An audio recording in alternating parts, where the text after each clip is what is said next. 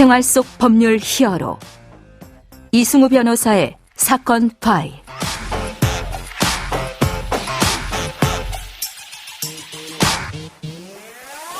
사건 파일 청취자 여러분 안녕하십니까. 생활 속 법률 히어로 이승우 변호사입니다. 오늘 함께 열어볼 사건 파일은 뺑소니 관련 사건입니다.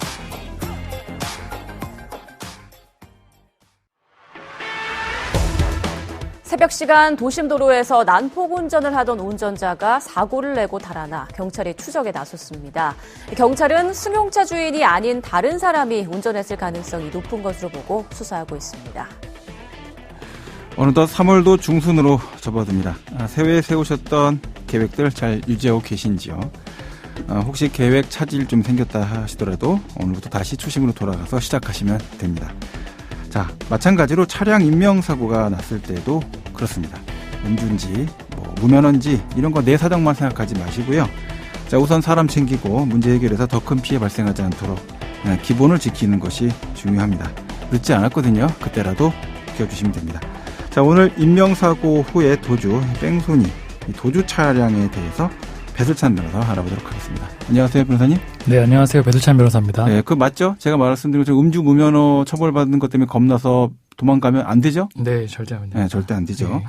자, 일단 먼저 그럼에도 불구하고 뺑소니 사고가 어느 정도 발생하고 있는지 이것도 좀 살펴볼까요? 네, 경찰청 통계에 따르면 최근 5년 동안 전국에서 뺑소니 사고로 운전면허가 취소된 사례는 약 2만여 건으로 2만 건이요? 네, 그렇게 많이 생깁니까? 네, 월 평균 약 300건 정도의 뺑소니 사고가 발생하는 것으로 나타났습니다. 네네네. 서울 경기 지역으로 한정시킬 경우에는 지난 5년 동안 매월 약 1,600건의 뺑소니 사고가 발생하는 것으로 집계되었는데요. 예. 얼마 전에는 국가대표 간판 수영선수 황선우 선수가 뺑소니 혐의로 수사를 받다가 뺑소니 혐의는 벗고 교통사고 처리 특례법 위반 혐의만 인정되어 벌금 100만 원을 선고받았다는 기사가 나오기도 했습니다. 자, 이제 보면 질문도 많이 받게 되고요. 맞냐 아니냐 이건 법원 가서도 판사님들도 여러 가지 이제 막 다투는 내용 보고 이거 아니다 이거 이제 많이 판결하실 텐데 법적으로는 뺑소니냐 아니냐 어떻게 구분을 해야 됩니까? 네, 우리가 흔히 뺑소니라고 부르는 것은 교통사고로 사람을 친 후 이에 대한 후속 조치를 하지 않고 현장에서 도주한 경우를 말합니다. 네네. 법률 용어상으로는 특정범죄 가중처벌 등에 관한 법률 위반 도주치상죄라고 부르기도 하는데요. 현행법상 특정범죄 가중처벌 등에 관한 법률 제5조의 3, 1항에 따르면 자동차 등의 교통으로 인해 업무상 과실, 중과실, 치사상죄를 범한 차량의 운전자가 피해자를 구호하는 등의 도로교통법 제54조 1항에 따른 조치를 하지 않고 도주한 경우에는 가중처벌을 받는다고 규정하고 있습니다. 어떤 조치해야 됩니까? 어떤 조치해야 되는지를 알려주셔야 될 것 같습니다. 네, 이때 도로교통법 제54조에 따른 조치가 있어야 한다고 말씀을 드렸는데요. 네네. 이것은 크게 두 가지 조치로 피해자에 대한 구호 조치, 다음으로는 피해자에게 가해자 자신의 인적사항을 제공하는 조치 등을 할 의무를 말합니다. 네네.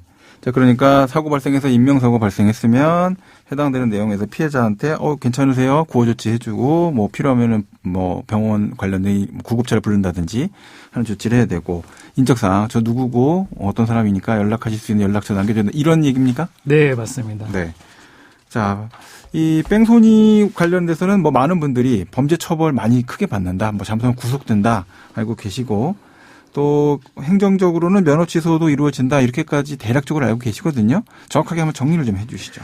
네, 만약 뺑소니 혐의로 사람을 상해에 이르게 했다면 1년 이상의 유기징역 또는 500만 원 이상 3천만 원 이하의 벌금형으로 처벌을 받게 됩니다. 만약 사람을 사망에 이르게 했다면 무기징역 또는 5년 이상의 징역형으로 처벌을 받게 되는데요. 이처럼 뺑소니 사고로 사람을 사망에 이르게 했다면 최대 무기징역형으로도 처벌을 받을 수 있을 만큼 우리 법상 뺑소니 범죄는 매우 엄격하게 규제하고 있습니다. 네. 뺑소니와 관련해서 한 가지 더 알아두셔야 하는 점은 뺑소니 범죄가 인정될 시에는 형사처벌과 별개로 면허 취소라는 행정처분도 함께 이루어진다는 것입니다. 현행법상 뺑소니 혐의가 인정될 경우에는 면허 취소가 이루어지며 4년간의 면허 취득 결격 기간이 발생합니다. 만약 음주나 무면허 상태에서 뺑소니 범죄를 한 것이라면 이 결격 기간은 5년으로 늘어나게 됩니다. 최근에 그 20대 클럽 DJ가 뺑소니 사고를 내고 도주하다가 다시 또 사망 사고를 냈던 그런 사건이 있었습니까? 네, 지난 그 3일 새벽 만취한 채로 벤츠 차량을 몰다가 오토바이 배달 기사를 치어 숨지게 한 사고가 보도되기도 했는데요. 알고 보니 가해자는 유명 클럽 DJ였던 것으로 밝혀졌습니다. 네. 또한 이 가해자 안모 씨는 사고 이후 별다른 구호 조치 없이 반려견만 끌어안고 있었다는 목격담이 나오면서 더 큰 공분을 사기도 했는데요. 수사 결과 안모 씨는 이 사건 직전 또 다른 1차 뺑소니 사고를 내고 도주 중이었던 것으로 밝혀졌습니다. 예. 중앙선을 넘어 마주오던 차량을 들이받고 전치 2주 사고를 내고 도망치던 중에 오토바이를 또 들이받은 것인데요. 검찰에서는 이 안모 씨에 대해서 음주운전 혐의, 뺑소니 혐의, 위험운전치사 혐의 등으로 수사를 하고 있는 것으로 알려졌습니다.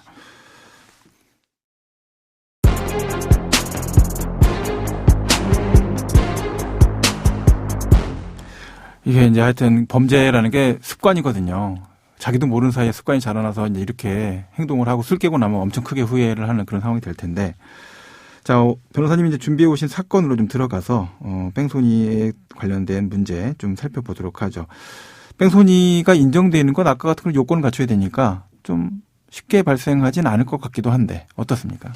네, 실무적으로는 뺑소니 혐의가 인정되는 것은 사실 매우 쉽습니다. 가령 저속 운전을 하던 중에 사이드미러로 행인을 가볍게 접촉하더라도 간단한 구호 조치나 신원 제공이 없었다면 뺑소니로 충분히 인정될 수 있습니다. 그러면 이면도로에서 부딪히면 반드시 차 세우고 비상등 켜고 세워서 서야 되는군요. 그런 급박한 환경이 물론 참작은 되겠지만 어쨌든 사고를 발생시킨 경우라면 예. 자신의 신원을 확인할 수 있는 조치는 반드시 취해야 합니다. 그러면 예를 들어서 뭐 크게 다치신 게 아니라고 한다면 명함 드리고 필요하면 연락을 주십시오. 이렇게까지는 최소한 해야 되겠네요. 네, 맞습니다. 네.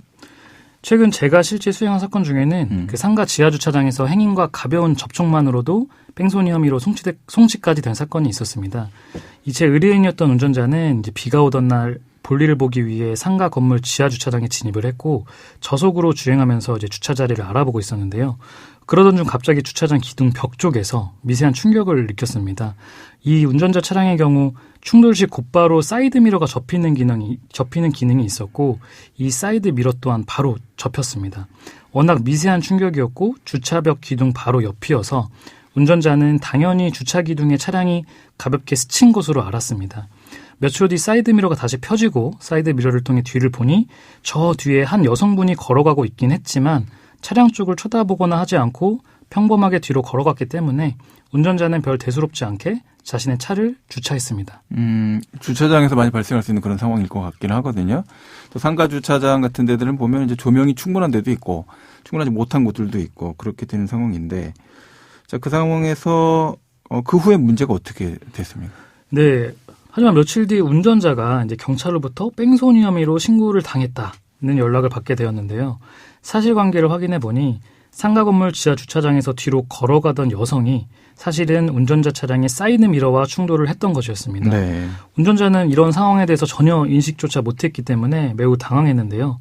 경찰은 운전자가 당연히 여성과의 충돌을 인식했을 것이다 라고 보고 이후 구호 조치나 신원 제공이 없었기 때문에 뺑소니 혐의가 인정된다고 판단하여 검찰로 사건을 송치했습니다. 네. 하지만 저는 이제 운전자의 블랙박스 영상 그리고 이후 실제 동일한 동선의 운전 주행 영상 등을 증거로 제출하면서 피해 여성이 주차장 기둥 뒤에 사각지대에서 갑자기 나왔기 때문에 운전자 입장에서는 이를 인식하기 어려웠다는 점 그리고 충돌 후 곧바로 사이드미러가 접혔고 이 때문에 충돌 여성에 대해서 인지할 수 없었다는 점 또 여성 또한 충돌 후에 어떠한 이의 제기도 하지 않고 뒤로 걸어갔다는 점 등을 근거로 이 운전자에게 뺑소니 고의가 없었음을 주장했습니다. 결국 검찰에서는 저희 측 주장을 받아들여서 운전자에게 뺑소니 고의가 없다고 보아 최종적으로 무혐의 처분을 내리게 되었습니다. 지금 오늘 말씀하신 내용 들어보니까 뺑소니 사건에 대해서 쉽게 발생할 수 있기 때문에 주차장 같은 데에서 약간 경미한 충돌 같은 게 느껴지게 되면 차량을 주차한 다음에 내려서 상황을 좀 확인해야 하는 이런 습관을 좀 가질 필요가 있겠다 이런 생각이 드는데 네. 지금까지 배술찬 변호사와 함께했습니다. 오늘 말씀 고맙습니다. 네, 감사합니다. 생활 속 법률 히어로 이승우 변호사였습니다. 내일도 사건에서 여러분들을 구해드릴 사건 파일 함께 열겠습니다.